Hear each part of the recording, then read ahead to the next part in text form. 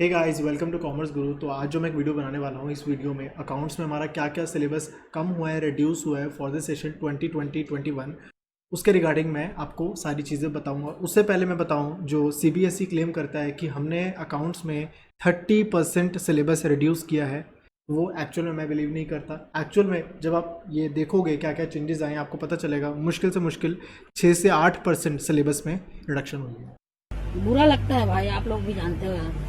Please यार, please भाई, मैं भाई समझ के बोल रहा हूँ दोस्तों, दिल से लगता है भाई।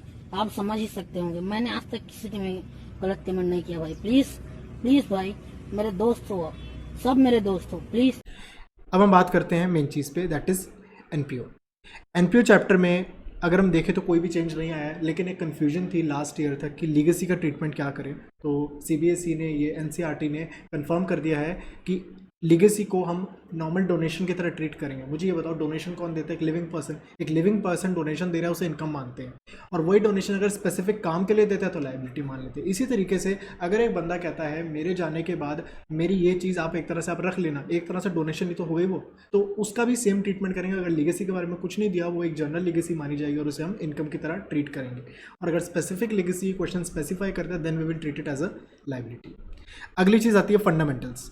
फंडामेंटल ऑफ पार्टनरशिप में क्या चीज़ आया है? ऐसा कोई चेंज नहीं आया है, लेकिन कुछ कंफ्यूजन थी, उससे रिगार्डिंग ये एक क्लैरिफिकेशन वीडियो कह सकते हैं। पीएनएल अकाउंट नहीं बनाना, इसकी प्रिपरेशन नहीं आती। क्वेश्चंस में, अलग अलग बुक्स में आप देखोगे पीएनएल अकाउंट बनाने को बोलेगा, बट ऐसे क्वेश्चंस नहीं करने, क्योंकि ये क्वेश्चन एग्जाम के लिए रेलेवेंट नहीं है। क्वेश्चन में अगर दिया हो आपके पास लॉस, कुछ अब तक एक इस बात को लेकर कन्फ्यूजन थी कि देखो, पीएनएल एप्रोप्रिएशन तो तभी बनाना होता है ना जब प्रॉफिट हो तभी तो बांटेंगे, लेकिन लॉस है तो बांटेंगे क्या? मतलब it's not profit. But still CBSE ने, एनसीईआरटी ने क्लियर कर दिया कि हमें पीएनएल एप्रोप्रिएशन अकाउंट ही बनाना है, चाहे हमें प्रॉफिट हो चाहे हमें लॉस हो। ठीक है। गुडविल में क्या रिमूव है? गुडविल में raising and writing of method, जिसमें पहले गुडविल आती थी ओल्ड पार्टनर्स ओल्ड रेशियो में, और फिर गुडविल जाती थी न्यू पार्टनर न्यू रेशियो में। ये वाली जो एंट्रीज है, जो कि हम एडमिशन में भी करेंगे, रिटायरमेंट में भी करेंगे, डेथ में भी करेंगे, ये तीनों जगह से रिमूव हो गया है कंप्लीटली। अगली बात आती है चेंज इन पीएसआर की। चेंज इन पीएसआर से कैपिटल एडजस्टमेंट कंप्लीटली रिमूव हो गया है, लेकिन इसमें बैलेंस शीट पूछी जा सकती है। कैपिटल एडजस्टमेंट जो हम करते हैं, एडमिशन में कैपिटल एडजस्टमेंट भी रिमूव हो गया है और बैलेंस शीट प्रिपरेशन भी रिमूव हो गई है। इसमें कैपिटल एडजस्टमेंट ऑल तो रिमूव हो गई है और इसमें बैलेंस शीट भी रिमूव हो गई, लेकिन क्वेश्चन बोल सकता है कि आप रीवैल्यूएशन अकाउंट बनाओ और कैपिटल अकाउंट बनाओ, तो ये क्वेश्चन पूछ सकता है, बैलेंस शीट नहीं पूछ सकता। But what I am expecting की, जैसे कि अगला है रिटायरमेंट चैप्टर में लोन अकाउंट की प्रिपरेशन रिमूव हो गई है, ठीक है ना। लेकिन कह सकते हैं कि entries, there is a very remote probability, बहुत कम प्रोबेबिलिटी है कि सीबीएसई एनसीईआरटी आपसे बोले कि आप इसकी जर्नल एंट्रीज करके बताओ।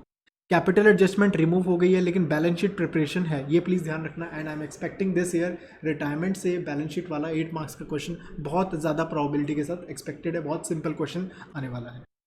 अगली बात करते हैं डेथ की।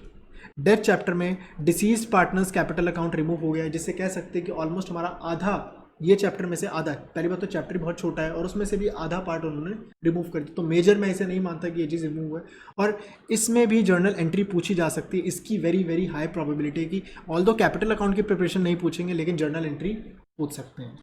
Executor account which is kind of a loan account, ये भी सिलेबस से रिमूव हो गया है।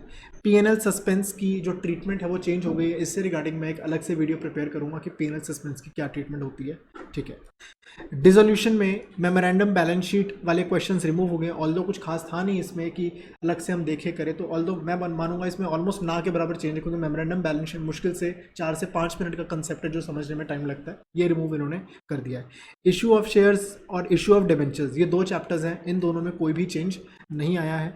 Redemption of debentures completely remove हो गया है, जो कि बच्चों को जनरली परेशानी देता था। ये मानूंगा एक जेन्युइनली एक चीज़ है जो सच में जो बच्चों को परेशान करने वाली चीज़ है, और प्रैक्टिकली क्या होता है वो अब तक इन्होंने इंटीग्रेट नहीं किया। तो मैं मानता हूँ कि हाँ, ये रिमूवल एक अच्छा रिमूव किया है। और थर्ड बुक में हमारा कुछ भी रिमूव नहीं हुआ है, कुछ भी चेंज नहीं आया है। तो मैं इस वीडियो को यहीं पे एंड करता हूँ। Thank you.